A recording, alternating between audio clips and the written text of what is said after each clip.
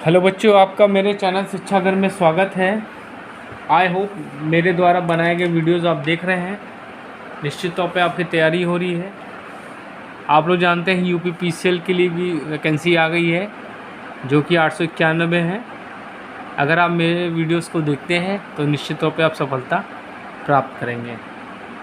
आज हम AC circuit के 50 ऑब्जेक्टिव क्वेश्चंस को सॉल्व करेंगे जो कि बहुत इम्पॉर्टेंट है, आपके यूपी पीसीएल एग्ज़ाम के लिए बहुत इम्पॉर्टेंट है और आपके कई और कंपटीशन के एग्ज़ाम होते हैं उनके लिए भी इम्पॉर्टेंट है। चलिए स्टार्ट करते हैं। पहला क्वेश्चन है, देखते हैं। पहला क्वेश्चन है, देखिए, एसी परिपथ का शक्ति गुणक बराबर होता है वोल्टा और धारा के बीच के कोण कोज्या के, वोल्टा और धारा के बीच कोण की स्पज्या के, अपघात ऑब्लिक प्रतिरोध के, आभासी शक्ति और वास्तविक शक्ति के। तो बच्चों देखिए, एक्चुअली जो cos फाई होता है, cos फाई को हम लोग क्या बोलते हैं? पावर फैक्टर बोलते हैं। और पावर फैक्टर को हम लोग रिप्रेजेंट करते हैं cos फाई से। तो cos फाई जो होता है वो होता है the cosine angle between voltage and current. तो जो कोसाइन एंगल जो होता है वोल्टेज और करंट के बीच में, उसी को हम लोग पावर फैक्टर कहते हैं। तो यहाँ पे क्या दिया है? पहला ऑप्शन आपका दिया है वोल्टा और धारा के बीच कोण की कोज्या के। तो cosine angle cos phi equal to क्या होता है? The cosine angle between voltage and current. तो आपका जो cos फाई है उसी को हम लोग पावर फैक्टर बोलते हैं। वो पावर फैक्टर क्या होता है? द कोसाइन एंगल भी voltage and current is called power factor. तो पहला ऑप्शन आपका बिल्कुल सही है। चलिए अगला क्वेश्चन देखते हैं। एक खुले परिपथ का प्रतिरोध होता है, शून्य होता है, 1 ओम से कम होता है, अनंत होता है, पहले से कम होता है। तो जब आपका खुले पथ की बात होगी, जब आपका सर्किट ओपन होगा, तो उस कंडीशन में बच्चों क्या होता है? धारा की वैल्यू जो होती है, करंट की वैल्यू क्या होती है? शून्य होती है। करंट की वैल्यू क्या होती है बच्चों? शून्य होती है। और रेजिस्टेंस की वैल्यू क्या होती है? इनफाइनाइट होती है। क्या होती है? अनंत होती है। तो आपका ऑप्शन बिल्कुल बच्चों सी बिल्कुल सही है। खुले परिपथ में जो आपका रेजिस्टेंस की वैल्यू होती है वो अनंत होती है और धारा की वैल्यू क्या होती है? शून्य होती है। अगर आपसे पूछा जाए कि कोई आपका सर्किट शॉर्ट सर्किट है तो उस कंडीशन में क्या होगा? तो उस कंडीशन में धारा का मान अनंत होता है और रेजिस्टेंस का मान शून्य होता है और वोल्टेज का मान भी शून्य होता है। चलिए अगला क्वेश्चन देखते हैं। पूछ है अगला क्वेश्चन कि इंडक्टेंस का मात्रक है फैरेड, ओम, महो, हेनरी। तो बच्चों ये जो आपको ऑप्शन दिए हैं ये मैं सबके बता देता हूँ कौन किसके क्या मात्रक हैं, आप लोग जान लेंगे। देखिए जो फैरेड होता है ये होता है कैपेसिटेंस का, ठीक है। ओम जो होता है आपका रेजिस्टेंस का होता है। ओम जो होता है आपका रेजिस्टेंस का होता है। महो जो होता है आपका ये होता है कंडक्टेंस का। बचा आपका हेनरी, तो हेनरी आपका होता है इंडक्टेंस का।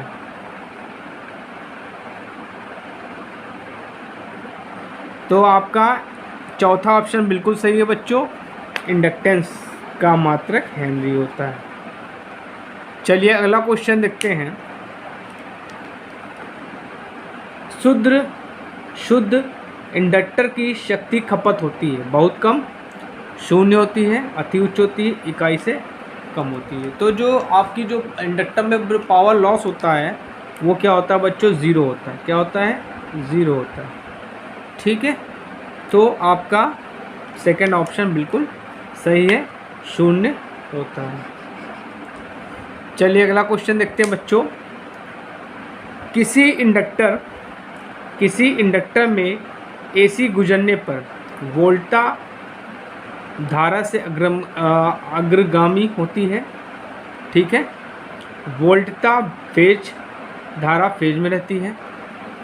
वोल्टा धारा से पश्चगामी होती है, वोल्टा पाथ बराबर होता है। ठीक है, देखिए क्या होता है बच्चों, इंडक्टर के केस में मैं बता देता हूँ, यहाँ से लिख के थोड़ा बता देता हूँ। इंडक्टर के केस में क्या होता है, इंडक्टर के केस में ये कंडीशन होती है, यहाँ पे आपका ये वोल्टेज हो गया, आपका ये करंट हो गया, ये वोल्टेज हो गया, ये करंट हो गया। इस कंडीशन पे इंडक्टर के केस में वोल्टेज आगे चलता है करंट से। और अगर हम कैपेसिटर के कंडीशन बात करें, कैपेसिटर के केस में, तो कैपेसिटर के केस में आपकी क्या होती है, धारा आगे चलती है और वोल्टेज पीछे होता है। इंडक्टर के केस को हम लोग बोलते हैं लैगिंग कंडीशन। क्या बोलते हैं बच्चों, लैगिंग कंडीशन। और इसको बोलते हैं लीडिंग कंडीशन। क्या बोलते हैं, लीडिंग कंडीशन। और अगर हम रजिस्टर की बात करें, कोई रेजिस्टेंस हो या रजिस्टर हो गया, उसमें जो वोल्टेज और करंट क्या होते हैं, सेम फेज में होता है। ये आपका वोल्टेज होगा, ये आपका करंट होगा। तो इस कंडीशन को बोलते हैं हम लोग, इस कंडीशन को बोलते हैं यूनिटी। क्या बोलते हैं, यूनिटी। तो मैंने आपको तीनों कंडीशन बता दी। चलिए अगला क्वेश्चन देखते हैं बच्चों। आवृत्ति में वृद्धि से इंडक्टेंस का परिणाम घटेगा, अपरिवर्तित रहेगा, बढ़ता है और शून्य रहता है। ठीक है, तो देखिए इंडक्टेंस की बात हो रही है, तो देखिए इंडक्टेंस मतलब क्या होता है, एक्सेल की जो वैल्यू होती है,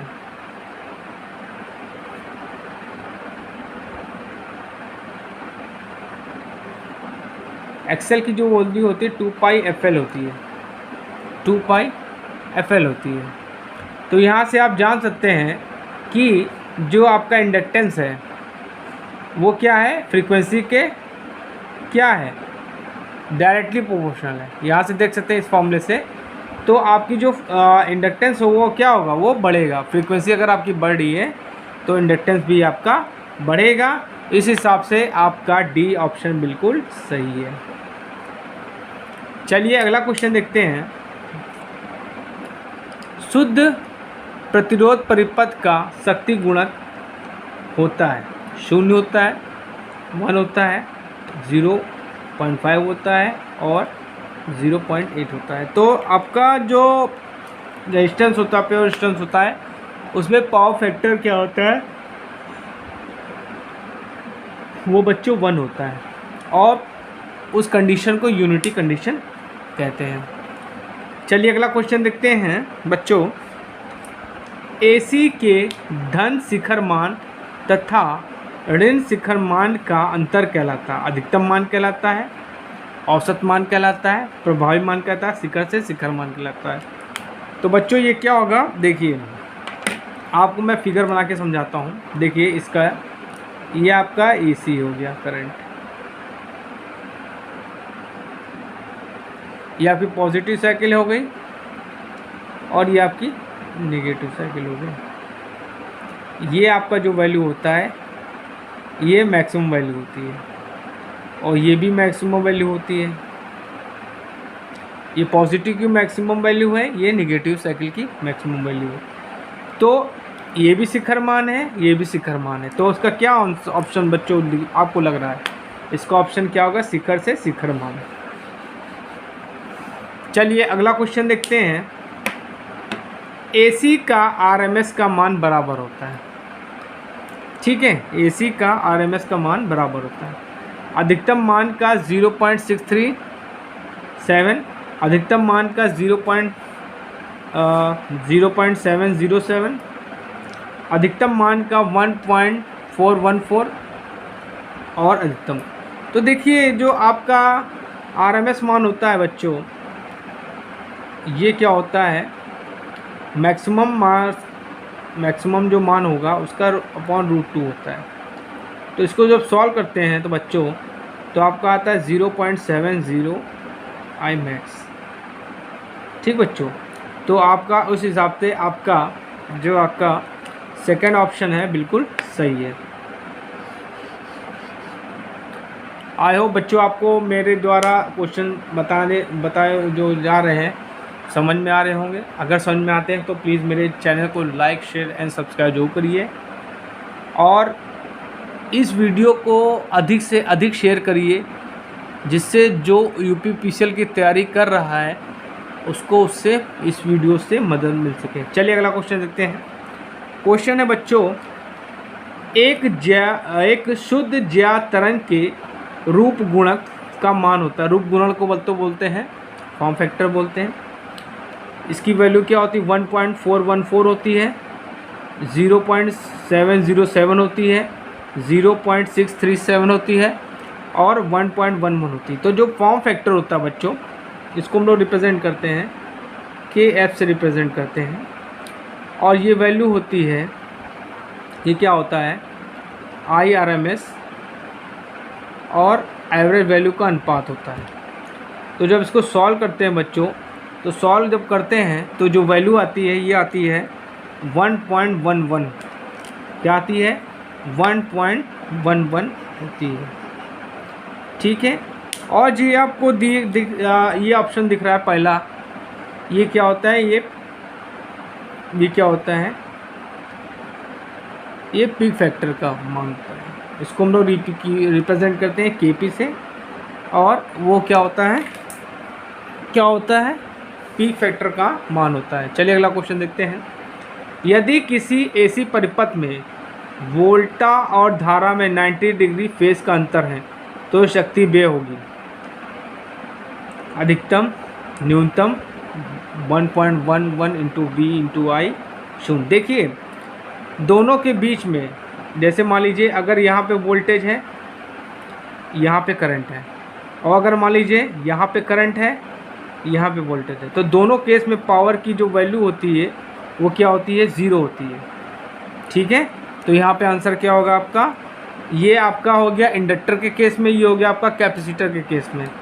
तो दोनों कंडीशन में जो पावर होती है 0 होती है, तो यहाँ पे आंसर क्या होगा? 0। चलिए बच्चों अगला क्वेश्चन देखते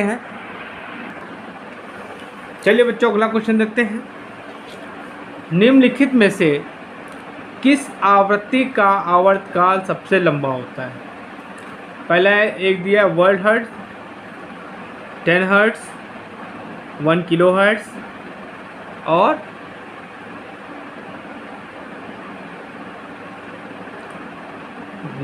100 किलो हर्ट्ज। तो जो आपका ऑप्शन है वो पहला ऑप्शन बिल्कुल सही है, 1 हर्ट्ज के बराबर होता है। चलिए अगला क्वेश्चन देखते हैं। श्रेणी RL परिपथ में वोल्टेज और धारा से डैश डैश आगे चलती है। 90 डिग्री, 0 डिग्री से 90 के बीच में, 90 से 180 के बीच में, 0 से 360 डिग्री के बीच में। तो आपका RL सर्किट होता है, उस कंडीशन में जो वोल्टेज होता है, ये वोल्टेज होता है, ये धारा से लगभग 0 से 90 डिग्री के बीच में वैरी करता है।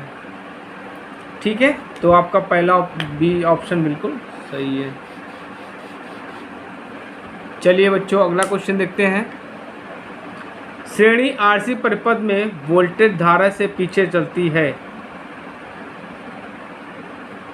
अब देखिए, अब जब आपका RC सर्किट हो गया, RC सर्किट क्या हो गया? एक रेजिस्टेंस हो गया और ये आपका एक कैपेसिटर लग गया।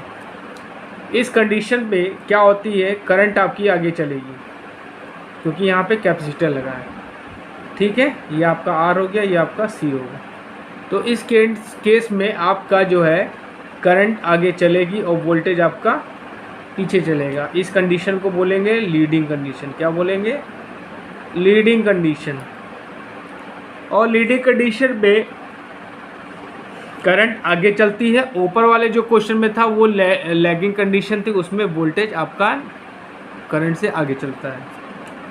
तो जो आपकी करंट होगी इसमें क्या होगी? 0 से 90 डिग्री के बीच में वेरी करेगी। चलिए अगला क्वेश्चन देखते हैं। RLC परिपथ का परिणामी प्रतिघात होता है XL, XC, XL - XC और XL अप्रॉक्सीमेटली जो होता है बराबर होता है एक्सी के। तो आपका जो चौथा ऑप्शन सही है, बिल्कुल सही है। चलिए अगला क्वेश्चन देखते हैं बच्चों।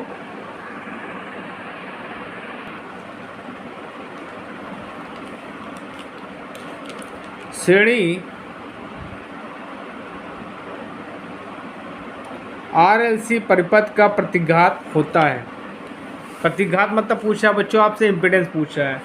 Under root R square plus XL का स्क्वायर प्लस एक्सी का square, R square plus XL square minus XC का square, under root R square plus XL minus XC का होल स्क्वायर, और चौथा आपको ऑप्शन दिया है under root R square plus XL plus XC का whole square. तो जो आपका आरएलसी सर्किट होता है बच्चों वो ऐसे होता है, देख लीजिए आप। चाहे ये आपका रेजिस्टेंस हो गया, ये आपका इंडक्टर हो गया, और ये आपका कैपेसिटर हो गया। ये तीनों को सीरीज़ में जोड़ दिया जाता है और ये एसी सप्लाई से कनेक्ट कर दिया जाता है। इस कंडीशन पे देखिए इम्पीडेंस क्या होता है, इम्पीडेंस भी जान लीजिए क्या होता है बच्चों। इम्पीडेंस जो होता है सर्किट का टोटल रेजिस्टेंस होता है। क्या होता है? सर्किट का टोटल रेजिस्टेंस होता है, और इसको बच्चों हम लोग Z से रिप्रेजेंट करते हैं। किससे? इम्पीडेंस जो होता है, इम्पीडेंस को हम लोग Z से रिप्रेजेंट करते हैं, और जो Z की वैल्यू होती है आरएलसी सर्किट में बच्चों वो होती है under root R square plus XL minus XC का होल स्क्वायर होता है। तो उस हिसाब से बच्चों आपका तीसरा ऑप्शन बिल्कुल सही है। तीसरा ऑप्शन बिल्कुल सही है। चलिए अगला क्वेश्चन देखते हैं। वह आवृत्ति जिस पर एक्सएल और एक्सी होता है कहलाती है। प्राकृतिक आवृत्ति कहलाती है, अनुनादी कहलाती है, उदासीन आवृत्ति और सुपर आवृत्ति। देखिए जो आपका रिजोनेंस कंडीशन होती है ये आपकी आरएलसी सर्किट में होती है। जो आपका आरएलसी सर्किट ऊपर दिया है उसमें एक कंडीशन होती है रिजोनेंस की। उस कंडीशन में एक्सएल की वैल्यू एक्सी के बराबर हो जाती है, और उस कंडीशन में एक्सएल एक्सी के बराबर हो जाता है तो जो फ्रीक्वेंसी निकल के आती है वो आपकी अनुनादी फ्रीक्वेंसी कहलाती है। ठीक है, वो आपकी अनुनादी फ्रीक्वेंसी कहलाती है, जिसको हम लोग इंग्लिश में बोलते हैं रिजोनेंस फ्रीक्वेंसी। चलिए अगला क्वेश्चन देखते हैं। अनुनादी मतलब रिजोनेंस फ्रीक्वेंसी ज्ञात करने का सूत्र है F R is equal to under root L C, F R is equal to 1 under root L C, F R is equal to 1/2 pi under root L C, 2 pi under root L C. तो बच्चों जो आपकी F R होती है वो resonance frequency होती है RLC circuit की। कब? जब रिजोनेंस की कंडीशन आती है। उस कंडीशन पे एक्सएल जो होता है एक्सी के बराबर होता है। तो यहाँ पे अगर हम एक्सएल की वैल्यू रख देंगे तो ये होती है 2 पाई एफ एल, और एक्सी की जो होती है 1/2 पाई एफ सी। तो इसको सॉल्व करते हैं तो बच्चों जो आपकी जो फ्रीक्वेंसी आती है ये आती है 1/2 pi under root L C. तो ये आपकी क्या कहलाती है? रिजोनेंस फ्रीक्वेंसी कहलाती है। इस फ्रीक्वेंसी पर आपकी जो एक्सएल की वैल्यू होती है वो एक्सी के बराबर हो जाती है। तो इसमें हिसाब से ये आपका तीसरा ऑप्शन बिल्कुल सही है। चलिए अगला क्वेश्चन देखते हैं। बच्चों मैं आपको बड़े ध्यान से हर एक ऑब्जेक्टिव क्वेश्चन सॉल्व करा रहा हूँ, आप इसको देखते रहिए, समझिए, आपके लिए बहुत इम्पॉर्टेंट है। ठीक है, और प्लीज़ मेरे चैनल को लाइक शेयर एंड सब्सक्राइब जरूर करिए, जिससे आप लोगों की अच्छी तरह से तैयारी हो सके। चलिए अगला क्वेश्चन देखते हैं। श्रेणी आरएलसी परिपथ में अनुनाद अवस्था में अपघात होता है डैश डैश और धारा होती है डैश डैश। न्यूनतम अधिकतम 0 0 अनंत 0 अनंत 0 0 अनंत। तो बच्चों आंसर पहला आपका बिल्कुल सही है। ठीक है,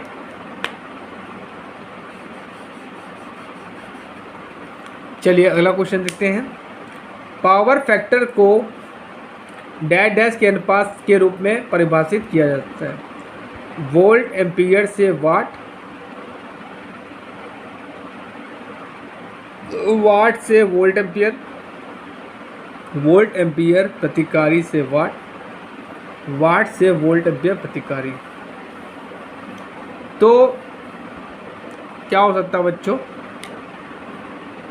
ये आपका पहला ऑप्शन बिल्कुल सही है, वोल्ट एम्पीयर से वाट। चलिए बच्चों अगला क्वेश्चन देखते हैं।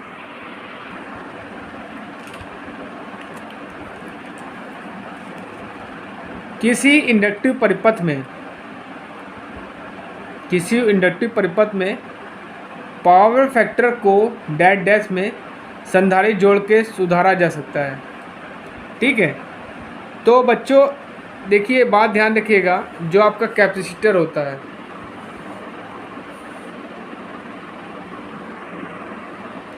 जो आपका कैपेसिटर होता है उसका प्रयोग हम लोग क्या करते हैं? पावर फैक्टर इम्प्रूवमेंट के लिए करते हैं, क्योंकि कैपेसिटर में जो आपकी करंट होती है वो वोल्टेज से 90 डिग्री आगे चलती है। तो आपको ये भी पता होना चाहिए कि अगर हम कैपेसिटर को समांतर में जोड़ेंगे तो उनकी वैल्यू क्या होगी? बढ़ेगी, क्योंकि समांतर में क्या होता है? समांतर में जो कैपेसिटर का रिजल्टेंट निकाला जाता है वो होता है C इज इक्वल टू, अगर दो हैं तो C equal to C1 plus C2। तो अगर उनको हम समांतर में जोड़ेंगे, समांतर में अगर हम जोड़ेंगे तो कैपेसिटर की वैल्यू ज़्यादा होगी और पावर फैक्टर इम्प्रूवमेंट ज़्यादा होगा। तो हम किस में जोड़ेंगे? उनको समांतर में जोड़ेंगे। आपका तीसरा ऑप्शन बिल्कुल सही है। चलिए अगला क्वेश्चन देखते हैं। किसी एसी परिपथ का पावर फैक्टर निम्न में सूत्र से ज्ञात किया जा सकता है। देखिए cos फाई बराबर R बाई जेड दिया है इन्होंने, ये भी सही है। cos phi is equal to क्या होता है? वास्तविक शक्ति अपॉन आभासी शक्ति, ये भी फॉर्मूला सही है। और ये देखिए इन्होंने जो तीसरा ऑप्शन दिया है cos phi is equal to R upon under root R square plus XL minus XC का होल स्क्वायर। देखिए ये जो नीचे वाला इन्होंने टर्म दिया है ये z की वैल्यू होती है। अभी आपको मैंने पहले क्वेश्चन बताया कि जो z की वैल्यू होती है वो होती है under root R square plus XL minus XC का होल स्क्वायर। तो यहाँ पे z की वैल्यू उठा के दे दिया। और चौथा ऑप्शन आपको ये भी सही है, तीसरा भी आपका सही है। और चौथा ऑप्शन देख लेते हैं, उपरोक्त में से किसी भी सूत्र से। तो बच्चों आपका चौथा ऑप्शन बिल्कुल सही है। आप कोई भी सूत्र ले लीजिए वो पावर फैक्टर का ही है। चलिए अगला क्वेश्चन देखते हैं।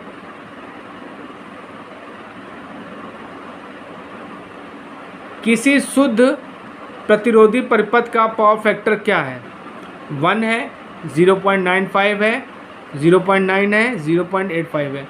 तो आपका जो क्या होता है, जो प्योर रेजिस्टिव होगा सर्किट, उसमें पावर फैक्टर की वैल्यू क्या होती है? 1 होती है। चलिए अगला क्वेश्चन देखते हैं।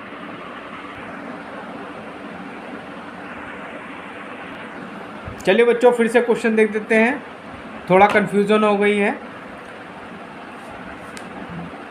पावर फैक्टर के अनुपात में परिभाषित होती है cos theta is equal to वास्तविक पावर अपॉन आभासी power, cos theta is equal to आभासी पावर अपॉन वास्तविक power, cos theta is equal to वास्तविक power upon reactive power, cos theta is equal to आभासी पावर अपॉन रिएक्टिव पावर। तो आपका पहला option बिल्कुल सही है। चलिए अगला क्वेश्चन देखते हैं। कौन सा आपूर्ति स्रोत ध्रुवता को अचर रूप में बदलता है? डीसी आपूर्ति, एसी आपूर्ति, डायनेमो और बैटरी। तो बच्चों इसमें आंसर क्या होगा? एसी आपूर्ति। चलिए अगला क्वेश्चन देखते हैं। किसी शुद्ध ज्या तरंग के लिए प्रत्यावर्ती धारा का औसत मान डैश डैश के बराबर होता है? 0.536 इंटू धारा का अधिकतम मान। ये क्या हो रहा है?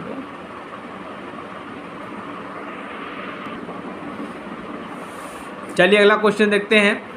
प्रत्यावर्ती धारा का आरएमएस मान डैश डैश है। V R M S equal to 0.770 V max VRMS is equal to 0.70 Vmax, VRMS is equal to 0.077 Vmax, VRMS is equal to 0.007 Vmax। तो बच्चों आपका सेकंड ऑप्शन बिल्कुल सही है। चलिए अगला क्वेश्चन पूछ रहा है कि यहाँ पे पूछ रहा है कि इंडक्टिव रिएक्टेंस की वैल्यू क्या होगी। XL equal to 2πfl, XL equal to 1/2πfl, XL equal to 2π/fl और XL इक्वल टू FL/2π। तो पहला ऑप्शन बिल्कुल सही है। चलिए अगला क्वेश्चन देखते हैं। 100 हर्ट्ज पर 2 हेनरी वाले चोक कॉइल का रिएक्टेंस है 100 ओम, 216 ओम, 718 ओम और 1256 ओम। तो चलिए सॉल्व करते हैं। ठीक है, यहाँ से आपसे क्या पूछा है, रिएक्टेंस पूछा है। तो XL इक्वल टू क्या होता है, XL इक्वल टू होता है 2πfl और यहाँ पे 2 हो गया, पाई की वैल्यू 3.14 हो जाएगा, फ्रीक्वेंसी आपकी 50 हो जाएगी, सॉरी फ्रीक्वेंसी आपको 100 दिया है और यहाँ पे आपका L जो दिया है 2। तो इसको सॉल्व करेंगे बच्चों। तो सॉल्व करने के बाद आपका जो आंसर आएगा वो क्या होगा, 1256 ओम आएगा आंसर। ठीक है, ओके बच्चों। चलिए अगला क्वेश्चन देखते हैं।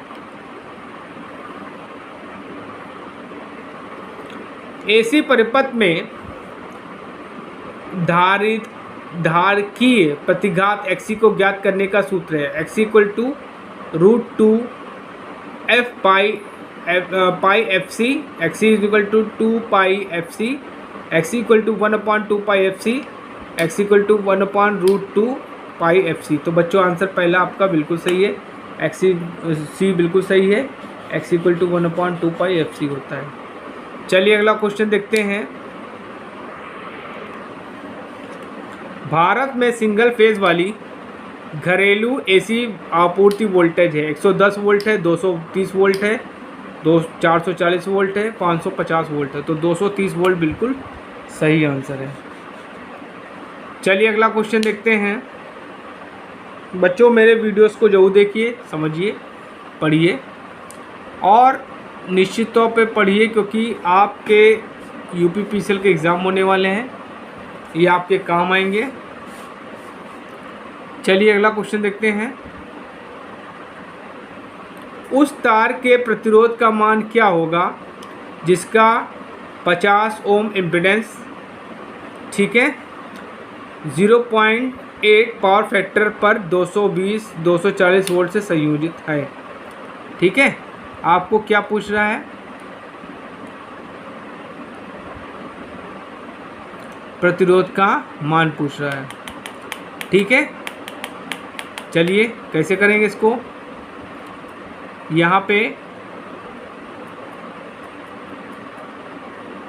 कैसे करेंगे बच्चों,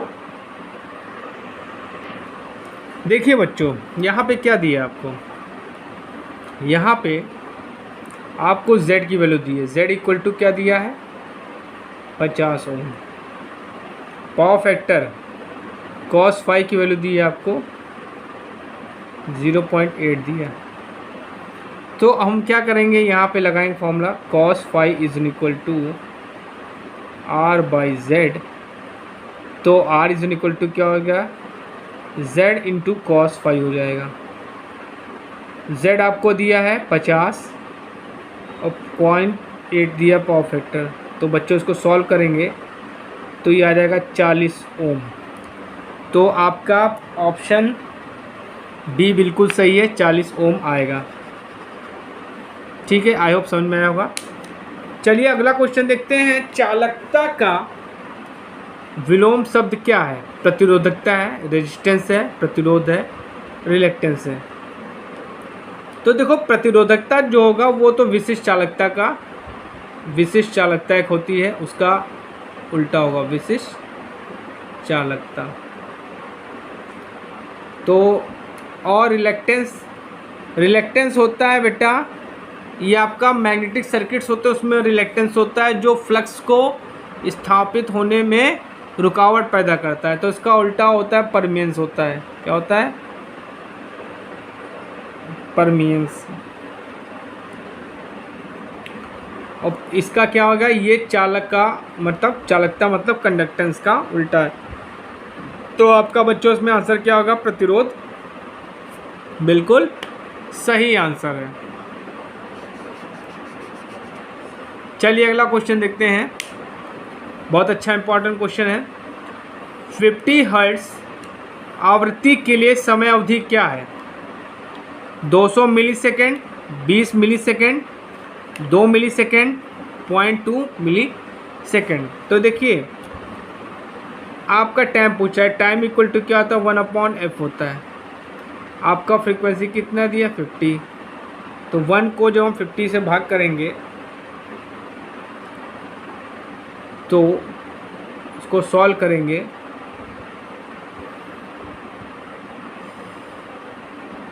इसको जब सॉल्व करेंगे तो आपका 20 मिलीसेकेंड आएगा आंसर। क्या आएगा?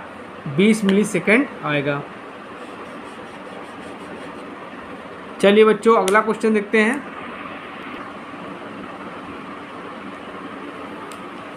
क्वेश्चन है कि एक ज्ञात तरंग का फॉर्म फैक्टर क्या है? 1.11, 1.01, 1, 0.11। तो बच्चों आंसर क्या होगा आपका? पहला ऑप्शन बिल्कुल सही है। फॉर्म फैक्टर को किससे रिप्रेजेंट करते हैं? फॉर्म फैक्टर को हम लोग KF से रिप्रेजेंट करते हैं और उसकी वैल्यू होती है 1.11। और अगर आपसे पूछा जाए पीक फैक्टर की तो होती है 1.1414। आपसे पीक फैक्टर का भी वैल्यू पूछ सकता है। चलिए अगला क्वेश्चन है। सीलिंग फैन की ऑक्सिलरी वाइंडिंग परिपथ का फेजर रेखाचित्र नीचे दर्शित है। ठीक है, ये आपको दे दिया है, ये VR दे दिया है, ये VC हो गया, ये VL हो गया और ये VL माइनस VC हो गया। मतलब आपका टोटल VL था, ये आपका VC हो गया, ये आपका VC हो गया। ठीक है,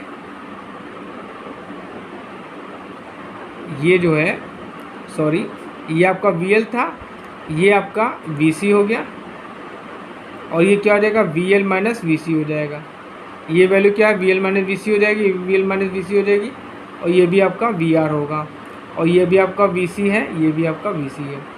ठीक है, अब क्या पूछ रहा है कि परिपथ में पावर फैक्टर की प्रकृति क्या है? यूनिटी है, लैगिंग है, लीडिंग है और शून्य है।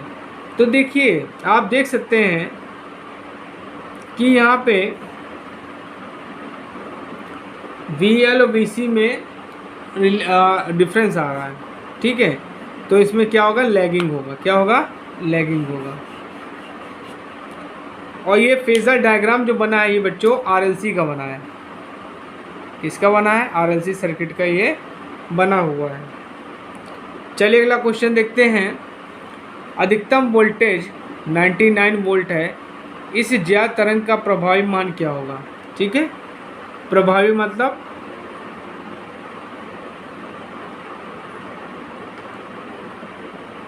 ठीक है, चलिए करते हैं। कैसे करेंगे इसको?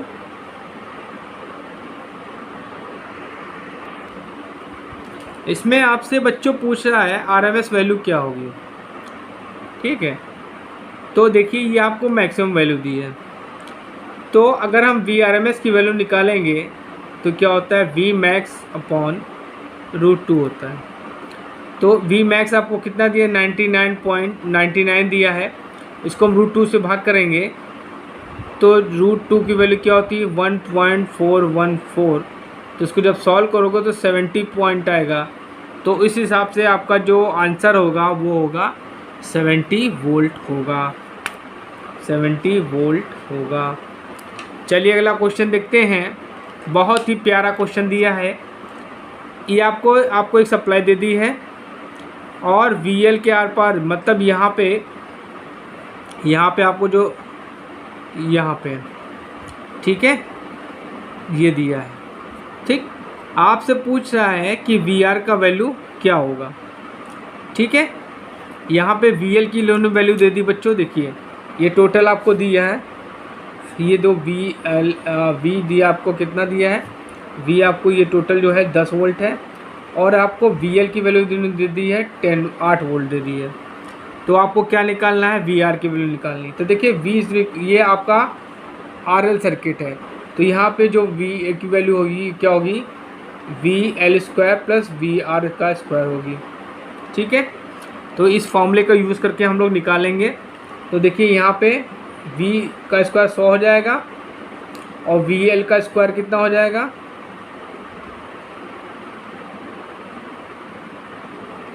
ये देखिए इसको मिलेंगे तो इसको ऐसे लाएंगे तो ये क्या हो जाएगा, यहाँ पे 100 हो जाएगा। ठीक है, ये 100 हो जाएगा, इसको इधर लाएंगे, इसको हम ऐसे लिख सकते हैं। चलिए मैं यहाँ लिख देता हूँ, इस इक्वेशन को ऐसे लिख सकते हैं, V² = VL² प्लस VR² हो जाएगा। ठीक, अब हमको क्या निकालना है, VR² निकालना है। तो V² की वैल्यू होती तो 100 हो जाएगा 10 का। अब VL की वैल्यू होती है, VL का स्क्वायर कितना हो जाएगा, 64 हो जाएगा। VR को ऐसे रखते हैं, तो 100 में से 64 जाएगा तो आपका 36 आएगा। तो VR की वैल्यू क्या हो जाएगी, √36 मतलब 6। तो आपका 6 वोल्ट आंसर आना चाहिए। चलिए देखते हैं ऑप्शन 6 वोल्ट दे रहा है कि नहीं दे रहा है। 2 वोल्ट दिया है, 6 वोल्ट दिया है, 10 वोल्ट दिया है, 18 वोल्ट दिया है। तो बच्चों इसमें आंसर 6 वोल्ट आपका राइट आंसर है। चलिए अगला क्वेश्चन देखते हैं।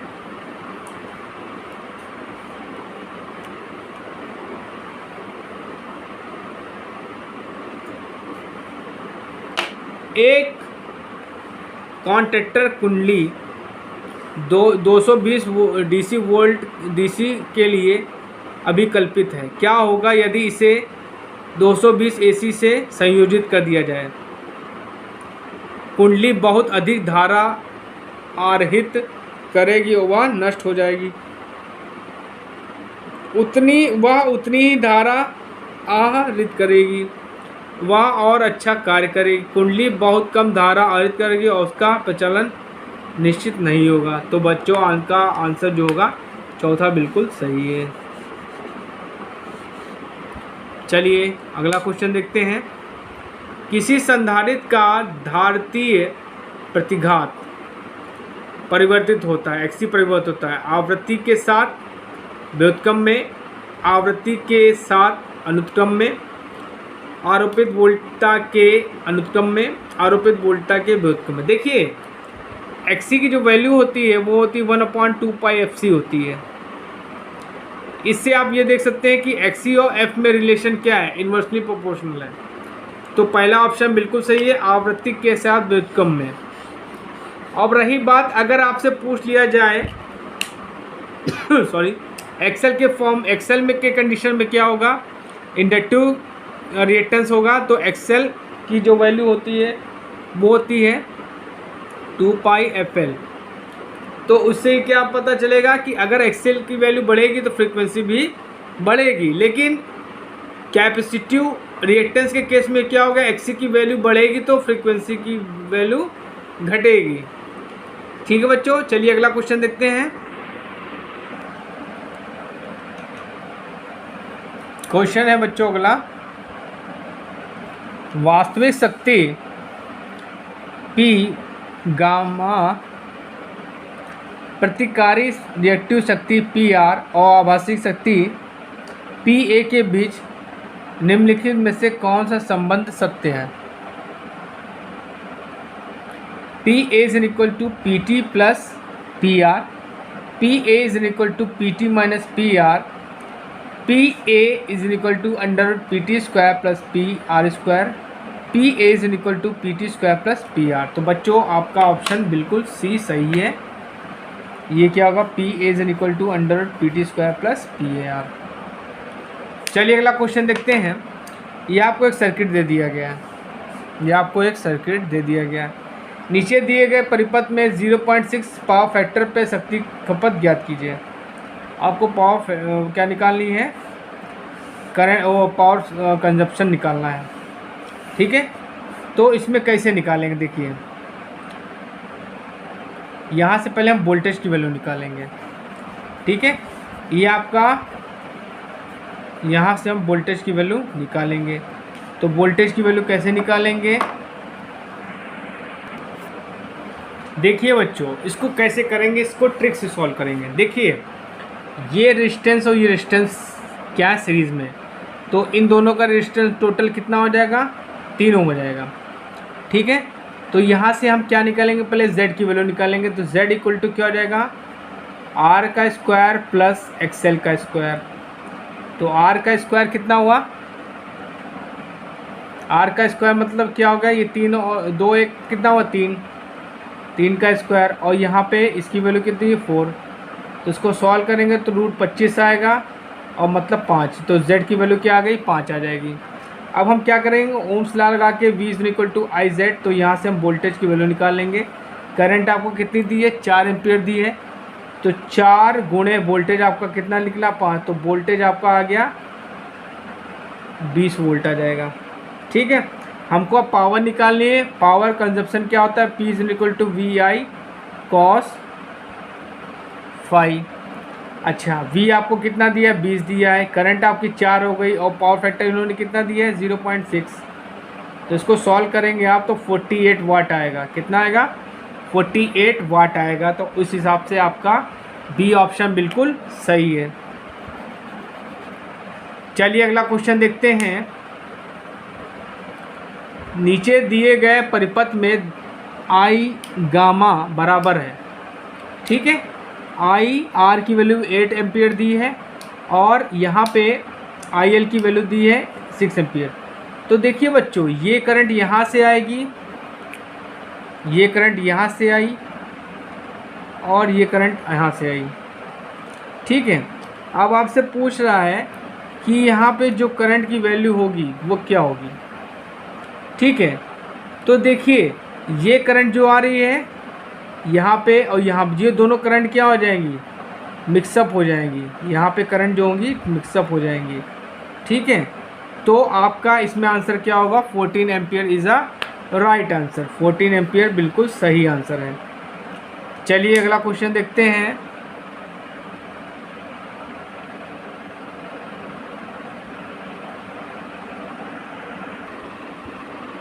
चलिए अगला क्वेश्चन देखते हैं। सम्मिश्र तरंग के धनात्मक एवं ऋणात्मक आर्ध भाग सम्मित होते हैं जब इनमें सम हार्मोनिक हो, सम तथा मौलिक हार्मोनिक के बीच फेज का अंतर 0 से पाई हो, इसमें विषम हार्मोनिक्स हो, सम और मौलिक हार्मोनिक्स के बीच फेज का अंतर π/2 हो या फिर 3π/2 हो। तो बच्चों आंसर क्या होगा आपका, आंसर आपका सी सही है बिल्कुल, इसमें विषम हार्मोनिक्स हो। चलिए अगला क्वेश्चन देखते हैं। नॉन साइनोसाइडल तरंग रूप डैश डैश के बने होते हैं। भिन्न ज्यावक्रीय तरंगों रूपों, मौलिक सम हार्मोनिक, मौलिक विषम हार्मोनिक, केवल सम और विषम हार्मोनिक। तो बच्चों आंसर क्या होगा, भिन्न ज्यावक्रीय तरंग रूपों।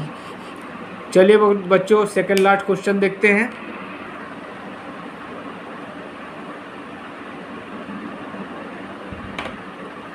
थ्री फेज प्रणाली में हार्मोनिक में आर बी वाई का ऋणात्मक फेज क्रम होता है 9, 13, 5, 15। तो बच्चों आंसर क्या होगा, 5। चलिए अगला क्वेश्चन देखते हैं।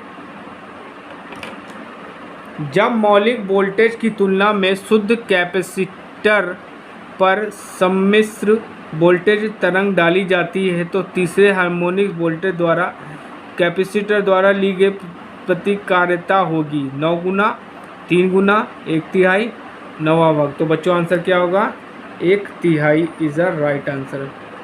चलिए अगला क्वेश्चन देखते हैं।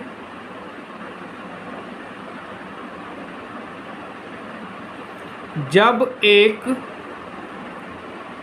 शुद्ध इंडक्टिव कॉइल को सम्मिश्र वोल्टेज तरंग द्वारा भरा जाता है तो इसकी धारा तरंग में बृहद हार्मोनिक वस्तु होती हैं, अधिक विच्छिन्न होती है, वोल्टेज तरंग से सम्मित होती है, विच्छिन्नता प्रकट होती है। तो प्रकृति क्या होगा आंसर, विच्छिन्नता प्रकट करती है।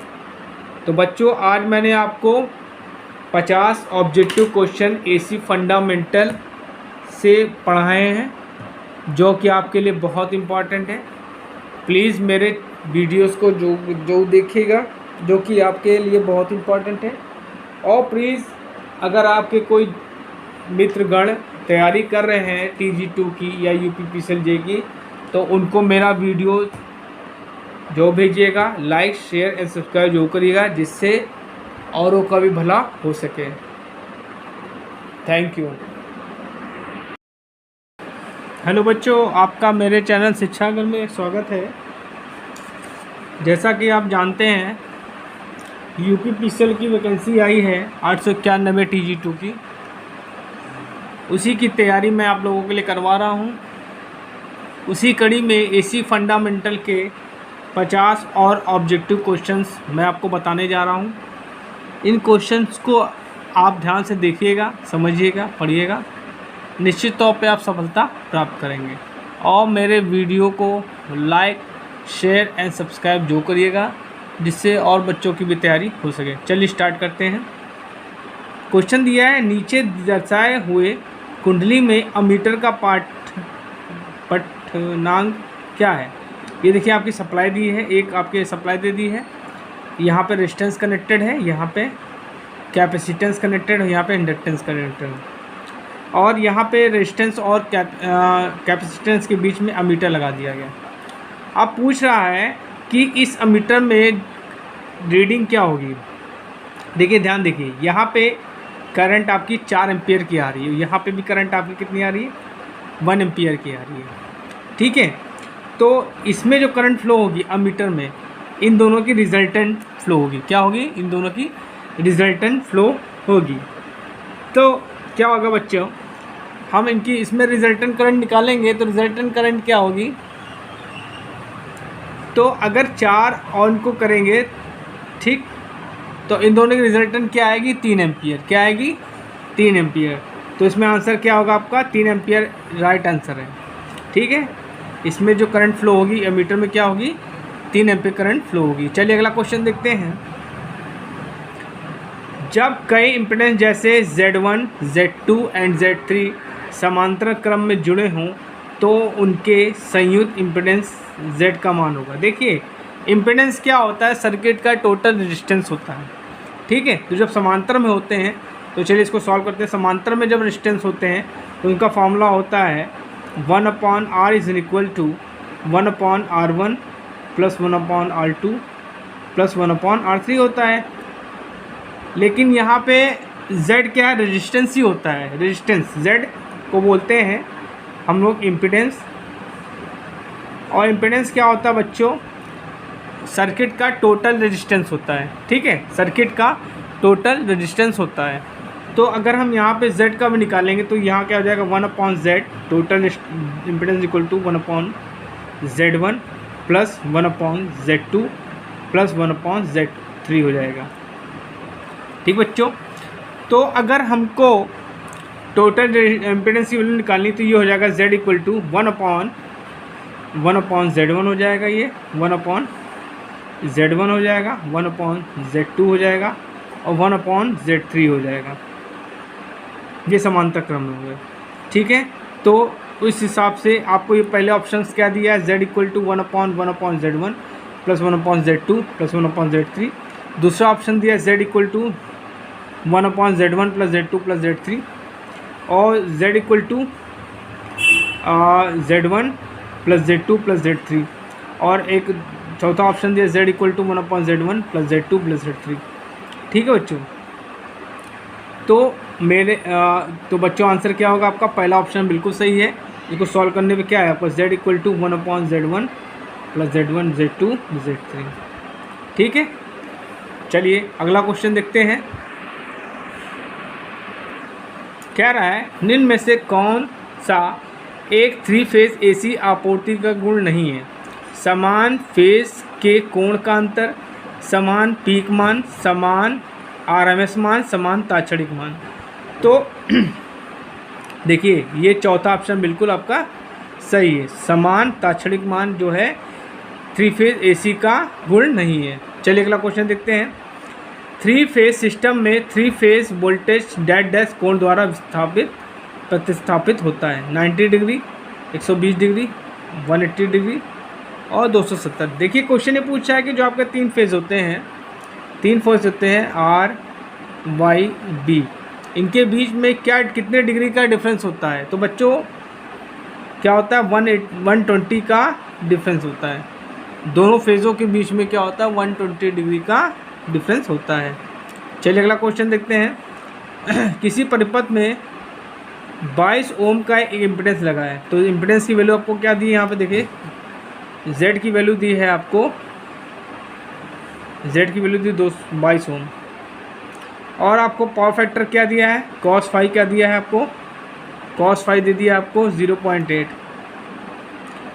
और एम्पियर की धारा कितनी ले रहा है, I is equal to 10 ampere की धारा ले रहा है। अब पूछ क्या रहा है, निम्न में से आभासी पावर होगी।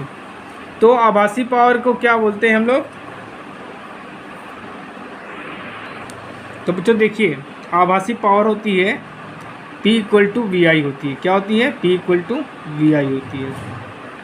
यहाँ से हम पहले क्या निकालेंगे, Z आपको दिया है और करंट की वैल्यू दी है, यहाँ से हम वोल्टेज की वैल्यू निकाल लेंगे। तो वोल्टेज इक्वल टू क्या होता है, V is equal to I R. ठीक है, तो वोल्टेज करंट आपकी क्या हो गई 10 हो गई, रेजिस्टेंस की वैल्यू कितनी दी है 222, तो ये आपका हो जाएगा 220 ओम। ठीक है, अब हम क्या निकालेंगे, पावर की वैल्यू। तो देखिए वोल्टेज आपका कितना आ गया 220 आ गया, तो 220 गुणे करंट की वैल्यू क्या हो गई 10, तो ये हो जाएगा 2200। ठीक है, अच्छा हमको निकालना है। ठीक, तो हम क्या करेंगे, इसको क्या लिख सकते हैं 2.2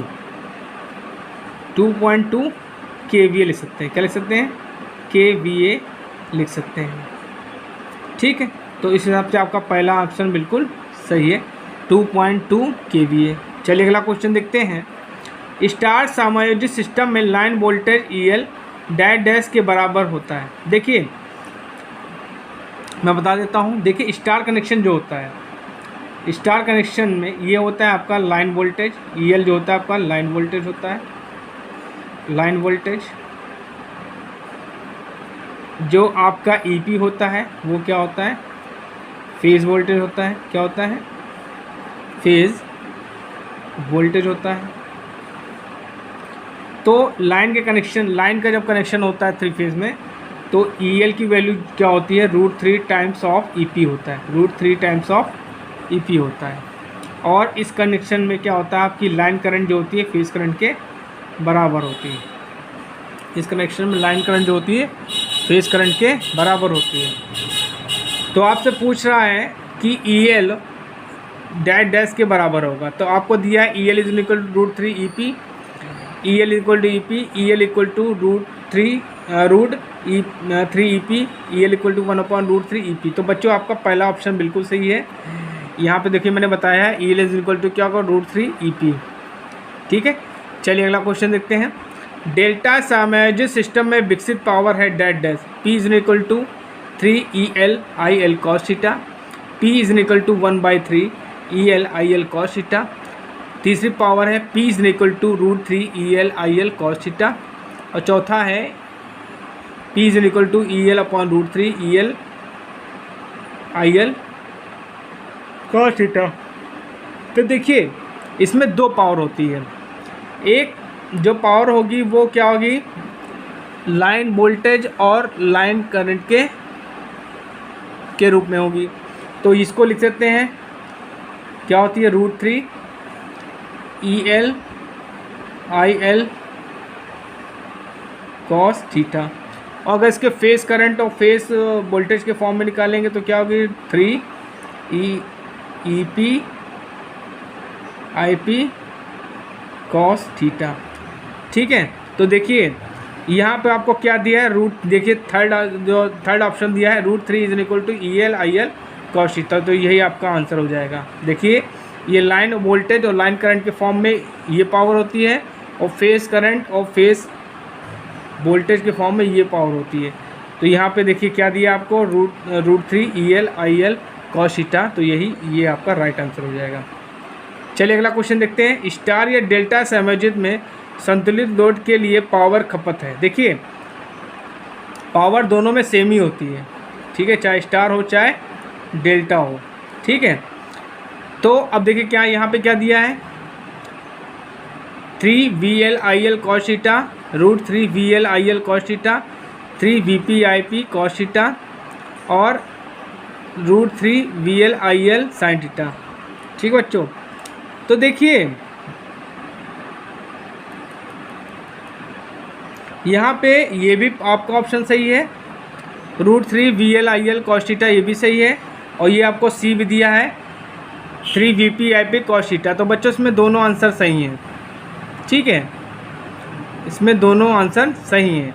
तो आप किसी को भी ऑप्शन में लगा देंगे तो सही हो जाएगा, ठीक है।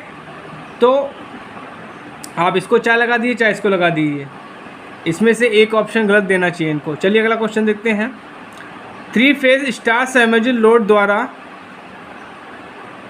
खपत वास्तविक पावर शक्ति को ज्ञात करने का फॉर्मूला है। तो देखिए पहला जो ऑप्शन दिया यही फॉर्मूला बिल्कुल सही है, P = √3VL/IL cos theta, this is power. चलिए अगला क्वेश्चन देखते हैं। AC सिंगल फेज परिपथ द्वारा लिया गया पावर है dead dead, P = VI, P = VI cos theta, P = VI sin theta, P = VI cos theta. देखिए ये आपका पहला जो आपका सेकंड ऑप्शन सही है, P = VI cos थीटा। देखिए पावर बेटा दो प्रकार की होती है, तीन प्रकार की होती है इस सिस्टम में। पहली होती है आपकी रियल पावर, क्या होती है, पहली आपकी होती है रियल पावर। रियल पावर क्या होती है, VI cos थीटा। इसको हम लोग किस में डिनोट करते हैं, वाट में डिनोट करते हैं, किस में, वाट में डिनोट करते हैं। दूसरी होती है आपकी क्या होती है, reactive power. Reactive power P = क्या होती है, VI sin phi होती है, ठीक है, ठीक। और जो थर्ड पावर होती है आपकी अपरेंट पावर होती है, क्या होती है, आभासी जिसे बोलते हैं अपरेंट पावर। अपरेंट पावर ये होती है P = VI, ठीक है। तो मैंने आज आपको तीनों पावर बताई। चलिए अगला क्वेश्चन देखते हैं। आपको 3 फेज परिपथ का वास्तविक पावर, आभासी पावर, रिएक्टिव पावर व पावर फैक्टर ज्ञात करना है। निम्न में से किन मानों में निर्धारित किया जा सकता है। 2 तत्व प्रकार के 3 फेज वाटमीटर से, 2 वाट मीटर विधि से, 3 तत्व 4 तार 3 फेज वाटमीटर से, 3 तत्व 3 तार 3 फेज वाटमीटर। तो बच्चों आपका सेकंड ऑप्शन बिल्कुल सही है। चलिए अगला क्वेश्चन देखते हैं। नीचे दिए गए चित्र में वाट मीटर W2 विपरीत दिशा में पठनांक इंगित करता है। देखिए जो आपका ये है W2 है, ये क्या है, विपरीत में पाठनांक जो है क्या है, इंडिकेट कर रहा है। आपसे क्या पूछ रहा है, आप हावर्ड पाठ्यांक कैसे प्राप्त करोगे। समायोजनों को मीटर W1 और W2 के अर्थात L1 व L2 के बदलें। मीटर W1 के समायोजन के अधिकांश कुंडली को बदलें। मीटर W2 के समायोजन के अधिकांश कुंडली को बदल दें। धारा व W के दाब कुंडली दोनों के समायोजन को बदलें। तो बच्चों आपका थर्ड ऑप्शन बिल्कुल सही है, मीटर W2 के समायोजन के अधिकांश कुंडली को बदल दें। चलिए अगला क्वेश्चन देखते हैं। 2 वाट मीटर से प्राप्त पठन से tan थीटा = क्या होगा, tan theta = √3W1 - W2 upon W1 + W2। tan theta = √W1 + W2 upon W1 + W2। तो बच्चों आपका पहला ऑप्शन बिल्कुल सही है, पहला ऑप्शन बिल्कुल सही है। चलिए अगला क्वेश्चन देखते हैं।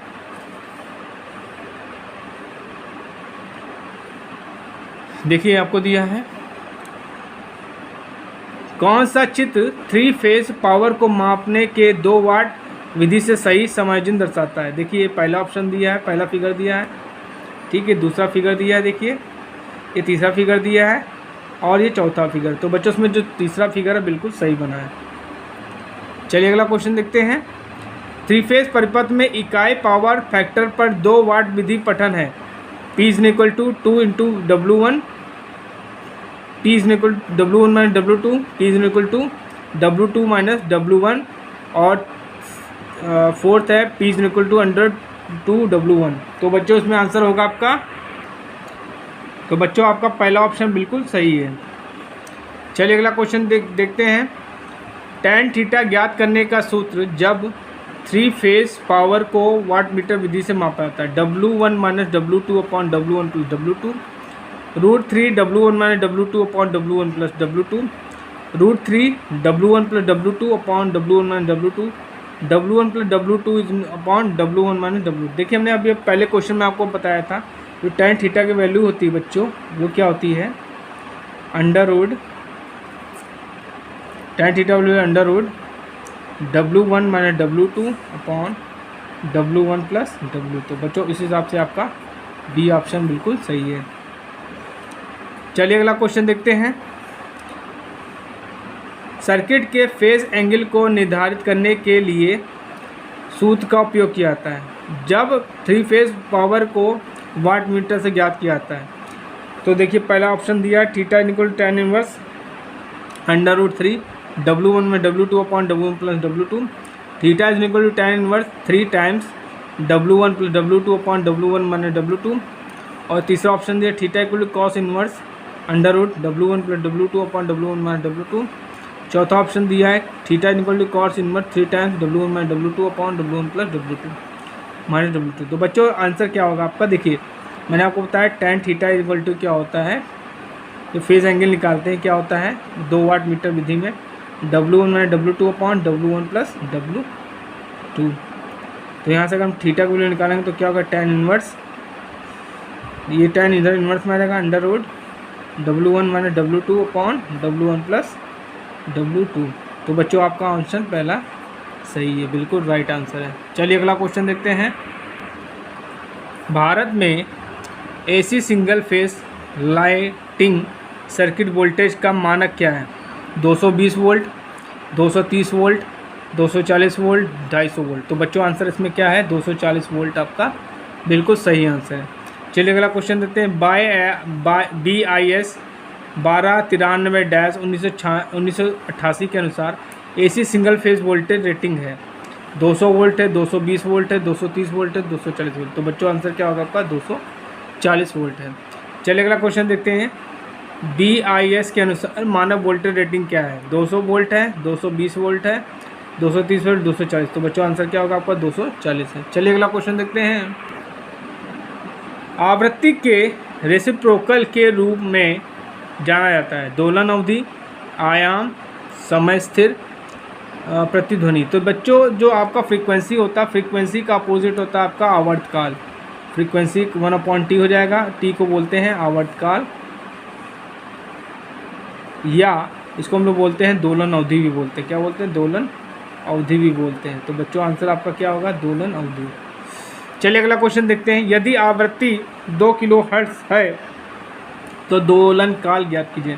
0.5 सेकेंड, 5 सेकेंड, 1.5 सेकेंड, 0.5 मिली सेकेंड। देखिए आपको फ्रीक्वेंसी कितनी 2 किलोहर्ट्ज़, ठीक है। तो 2 किलोहर्ट्ज़ है तो आपको दोलन टी निकालना, तो 1/2 इंटू 1000 हो जाएगा। तो इसको सॉल्व करेंगे बच्चों, जब इसको आप सॉल्व करेंगे तो आपका क्या आंसर आएगा 0.5 मिली सेकेंड आंसर आएगा। चलिए अगला क्वेश्चन देखते हैं। जब एक सीरीज रेजोनेंस सर्किट में जब कैपेसिटेंस का मान बढ़ जाए तो फ्रीक्वेंसी का क्या होगा, कम हो जाएगी, बढ़ जाएगी, कोई परिवर्तन नहीं होगा, शून्य हो जाएगी। देखिए XC इज इक्वल टू क्या होता है 1/2 पाई FC होता है, ठीक है। जब हम इसकी वैल्यू बढ़ा देंगे तो फ्रीक्वेंसी क्या होगी, घट जाएगी। तो इस हिसाब से क्या हो जाएगी, फ्रीक्वेंसी क्या हो जाएगी, कम हो जाएगी। चलिए अगला क्वेश्चन देखते हैं।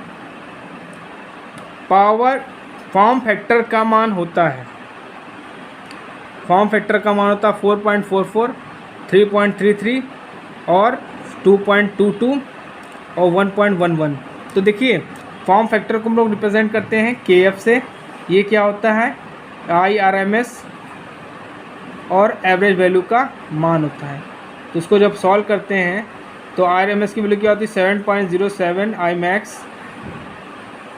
अपॉन ये होता है 0.637 Imax। तो इसको सॉल्व करते हैं तो बच्चों आंसर आता है 1.11। तो बच्चों आंसर आपका चौथा बिल्कुल सही है।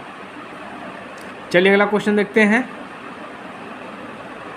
साइन वेव के लिए प्रत्यावर्ती धारा का RMS मान डैश डैश के बराबर होता है 0.637 into Imax, 0.707 Imax, 1.414 Imax, 1.732 Imax। देखिए अगर हम IRMS की वैल्यू बात करेंगे तो RMS की वैल्यू का फॉर्मूला होता है 0.07 Imax होता है, ठीक। और अगर हम एवरेज की बात करते हैं तो एवरेज इक्वल टू क्या होता है 0.637 Imax होता है। और इन दोनों का जो अनुपात होता है, इन दोनों के जो अनुपात को हम लोग बोलते हैं फॉर्म फैक्टर बोलते हैं, ठीक है। तो आपसे क्या पूछ रहा है, RMS की वैल्यू पूछ रहा है। तो ये पहला ऑप्शन आपको हमने बताया है RMS इक्वल टू 0.707 Imax होता है। तो बच्चों आपका पहले बी ऑप्शन बिल्कुल सही है। चलिए अगला क्वेश्चन देखते हैं। AC वोल्टेज की साइन वेव का अधिकतम मान 10 वोल्ट है, इसका RMS मान क्या होगा। देखिए आपको क्या दिया है, Imax की वैल्यू दी है। Imax की वैल्यू कितनी दी है आपको, 10 वोल्ट दी है। आपसे RMS पूछ रहा है, ठीक है, आपसे RMS मान पूछ रहा है। तो RMS इक्वल टू क्या होता है, Imax अपॉन √2 होता है। तो √2 10 अपॉन √2 हो जाएगा।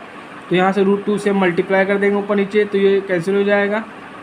तो ये हो जाएगा 5√2 और 5√2 को सॉल्व करेंगे, ठीक है। 5√2 को सॉल्व करेंगे तो देखिए 5 ये होगा 5 इंटू 1.414। तो क्या आ जाएगा, इसको जब सॉल्व करेंगे तो 5, तो इसको यहाँ सॉल्व कर देते हैं। इस 5 गुणे 1.414 तो सॉल्व करेंगे इसको तो 5 चौक 20 हासिल लगा 2,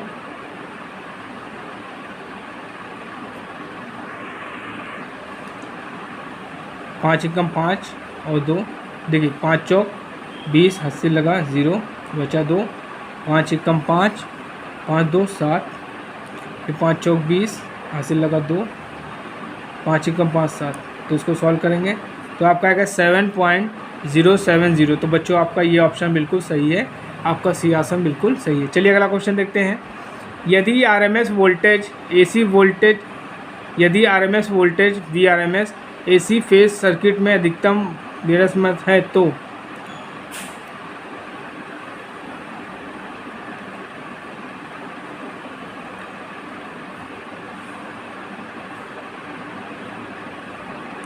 बच्चों चलिए इसको सॉल्व करते हैं।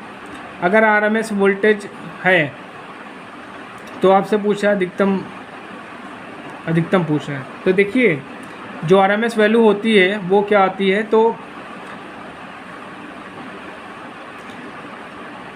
इसमें क्या होगा VRMS, तो Vmax इक्वल टू क्या हो जाएगा, Vmax equal to VRMS into √2 होगा।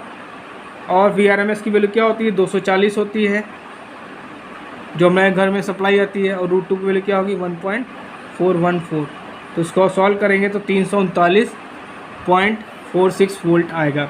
चलिए अगला क्वेश्चन देखते हैं। निम्नलिखित में से कौन सी इकाई पावर के लिए सही है, VA, W, VAR, WH। तो बच्चों आंसर क्या होगा VA, ठीक है। चलिए अगला क्वेश्चन देखते हैं। Power factor cos theta equal to क्या होता है, V upon W, W upon VA, W upon VAR upon W। तो देखिए cos फाई या cos थीटा इक्वल टू क्या होता है R/Z होता है, ठीक है। और ये क्या होती है, ये आपकी क्या होती है VI cos फाई होती है, रियल पावर होती है। और जो VA होता है ये आपका ये अपेरेंट पावर, और क्या होते हैं अपेरेंट पावर, जो आपका रियल पावर होता है और जो आपका अपेरेंट पावर होता है उसका अनुपात क्या होता है आपका cos फाई होता है या cos थीटा होता है। तो पहले सेकंड ऑप्शन बिल्कुल सही है। चलिए अगला क्वेश्चन देखते हैं। निम्न शक्ति कारक का मुख्य कारण है उपकरणों की आपूर्ति, वोल्टेज का उतार चढ़ाव, सर्किट में प्रतिक्रियाशील शक्ति, उपकरणों में नियंत्रित करने का गलत रेटिंग, सर्किट में ड्यूलेस कनेक्शन। बच्चों आपका सेकंड ऑप्शन बिल्कुल सही है। चलिए अगला क्वेश्चन देखते हैं। आरएल श्रृंखला परिपथ में इम्पीडेंस ज्ञात करने का सूत्र है। देखिए इसको मैं फिगर के माध्यम से आपको समझाना चाहता हूँ। देखिए आपका आरएल है, तो ये आपका क्या हो गया, ये आपका रेजिस्टेंस हो गया और ये आपका इंडक्टर हो गया। इसको सप्लाई हमने दे दी, एक यहाँ पे सप्लाई दे दी, ठीक। तो इसका जो बनेगा ये आपका क्या होगा, ये आपका VL होगा, ये आपका क्या होगा VL होगा, और ये आपका VR होगा। डॉट कर देंगे, इसको भी कर देंगे, तो ये भी आपका VL हो जाएगा और ये भी आपका VR हो जाएगा, और इन दोनों का रिजल्टेंट क्या होगा V होगा, V is equal to IZ होगा। अब यहाँ पे बच्चों हम क्या करेंगे, पाइथागोरस थ्योरम लगाएंगे। तो पाइथागोरस थ्योरम इक्वल टू क्या होता है, इसका स्क्वायर मतलब V का square is equal to under root ये VL का स्क्वायर, ठीक, प्लस ये हो जाएगा आपका VR का स्क्वायर। तो यहाँ पे V इक्वल टू क्या होता है, V इक्वल टू IZ होता है, V इक्वल टू IZ होता है, और यहाँ पे जो VL की वैल्यू होगी ये XL होगी, IXL होगी, और जो VR की वैल्यू होगी वो होगी VR की वैल्यू होगी IR होगी। तो इसको जब सॉल्व करेंगे बच्चों वैल्यू रख के, तो आपका आएगा Z equal to under root XL का स्क्वायर प्लस R का स्क्वायर। तो पहला ऑप्शन क्या दिया, under root Z equal to under root R का स्क्वायर प्लस XL का square, Z equal to R square minus XL square, Z equal to XL minus R square, Z equal to under root R square minus XL।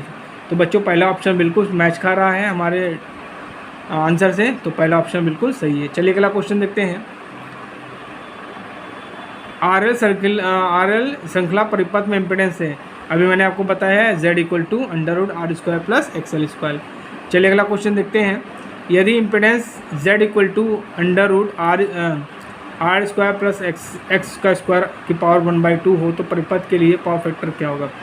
देखिए R equal to XL, R upon XL, R by Z by R, XL by R। देखिए cos theta जो होता है power factor cos phi होता है, वो क्या होता है हमेशा कोई भी सर्किट हो R बाई Z ही होता है, चाहे आपका RL सर्किट हो, चाहे RC सर्किट हो, चाहे RLC सर्किट हो, चाहे LC सर्किट हो, सब में आपकी जो पावर फैक्टर की वैल्यू क्या होगी R बाई Z ही होगी, ठीक है। चलिए अगला क्वेश्चन देखते हैं।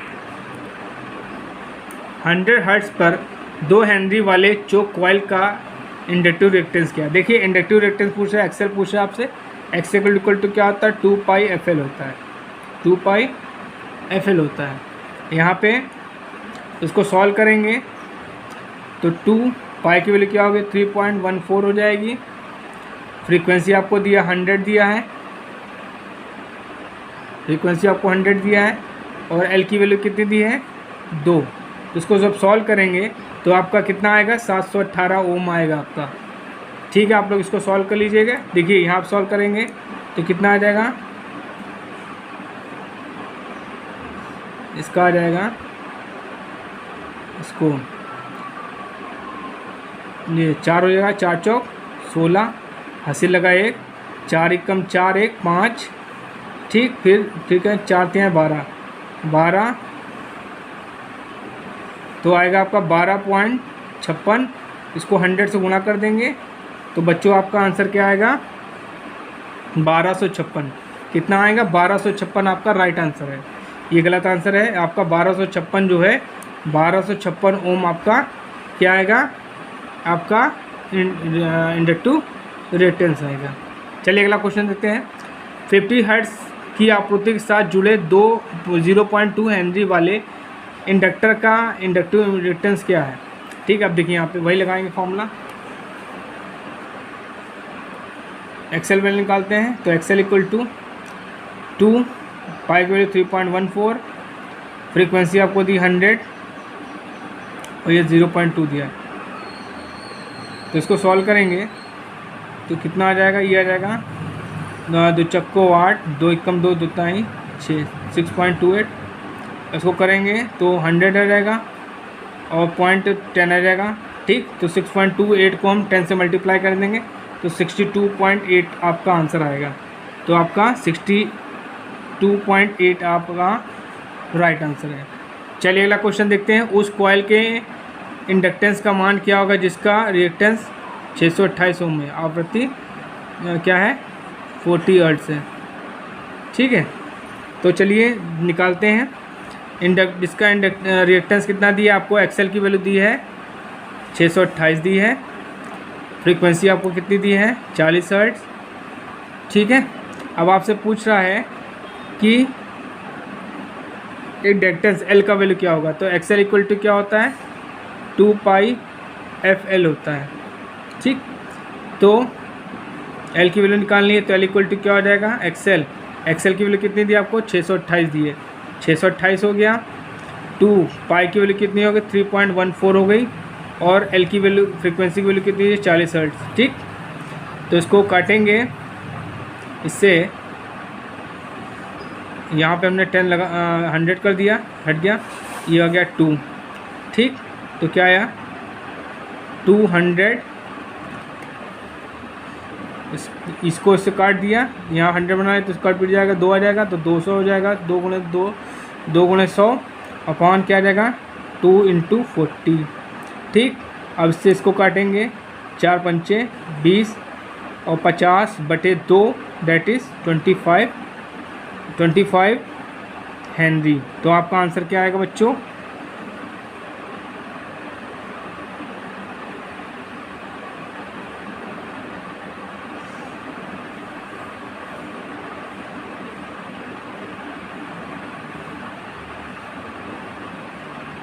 तो 2.5 आपकी हेनरी आएगा। तो इसमें आंसर क्या है आपका, पहला ऑप्शन बिल्कुल सही है, 2.5 हेनरी आएगा। चलिए अगला क्वेश्चन देखते हैं। आरएलसी श्रृंखला परिपथ में रिजोनेंस उत्पन्न होगी, एक्सएल ग्रेटर है एक्सी से, एक्सएल बराबर एक्सी, एक्सएल बड़ा है एक्सी से, एक्सएल से बड़ा है आर। देखिए रिजोनेंस जो होता है आरएलसी सर्किट में, उसमें क्या होता है एक्सएल माइनस एक्सी की वैल्यू क्या होती है 0 होती है, तो एक्सएल बराबर एक्सी हो जाएगा। ठीक है, तो ये आपका ये सेकंड जो है ऑप्शन आपको वेरीफाई करता है। चलिए अगला क्वेश्चन देखते हैं। स्टार कनेक्टर प्रणाली में लाइन वोल्टेज के बराबर है। ठीक है, देखिए स्टार कनेक्शन लाइन वोल्टेज हमने बताया था पहले आपको, जो आपकी एल की वैल्यू होगी √3 टाइम्स ऑफ ईपी होगी। तो पहला ऑप्शन बिल्कुल सही है। चलिए अगला क्वेश्चन देखते हैं। 240 वोल्ट के फेज वोल्टेज को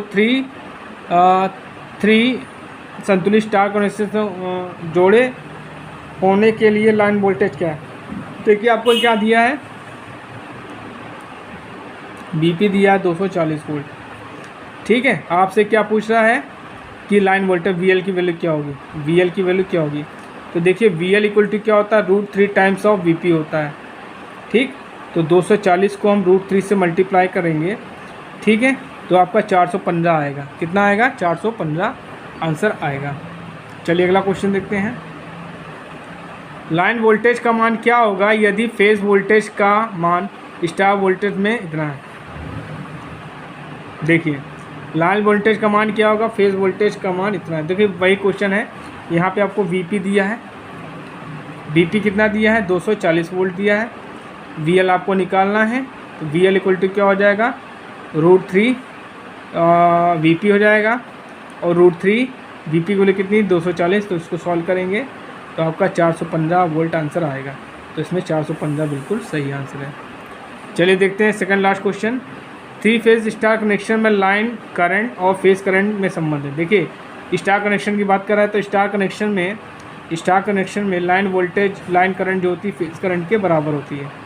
तो पहला ऑप्शन दिया IL इक्वल टू √3 IPH, दूसरा दिया IL इक्वल टू IPH, तीसरा दिया IL is equal to IPH upon √3, और चौथा ऑप्शन दिया है IL is equal to 3 IPH। तो बच्चों आपका सेकेंड ऑप्शन बिल्कुल सही है। चलिए अगला लास्ट क्वेश्चन देखते हैं।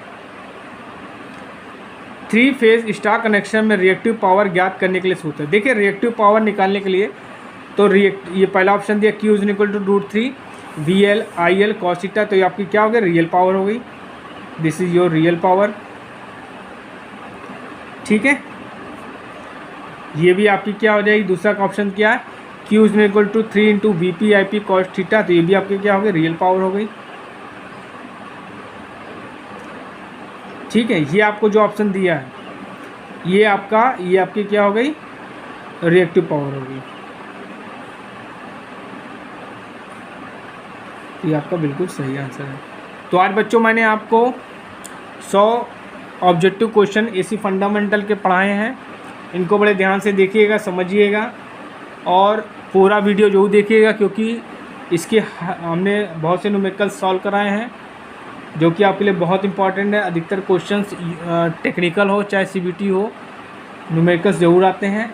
और प्लीज़ मेरे चैनल को लाइक शेयर एंड सब्सक्राइब जरूर करिएगा, और हो सके तो अपने फ्रेंड्स को मेरा वीडियो जरूर शेयर कर दीजिएगा, जिससे उनकी भी तैयारी हो सके। Thank you.